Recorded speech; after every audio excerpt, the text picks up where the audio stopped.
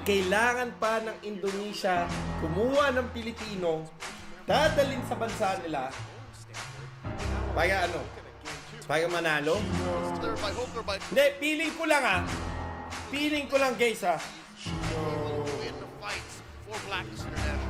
Lahat ng team, promise, lahat ng team sa buong mundo na Mobile Legends, men, kung gusto nyo mag-practice dito sa Pilipinas, madugo ang RT sa amin.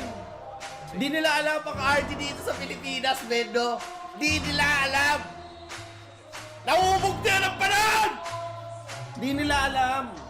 Nahubog na tayo ng panahon, tol. Ginawa tong game para sa atin, men. Yung pambato ng North America, men. Pinipitik-pitik ng RT boys dito sa atin, men. Dito, men, sa atin, men. Madugo ang mobile. Di nila alam madugo ang Mobile Legends. Ang kinagandaan dito, guys, ang pinagkaiba, eto guys, pag-alam nyo, ang Mobile Legends sa atin, sa Pilipinas, minahal, hindi ginawang trabaho, pumuso. Sa Indonesia kasi guys, ang Mobile Legends, trabaho. Sa atin, tol, ang Mobile Legends, inupuso. May minamahal natin. Minamahal natin.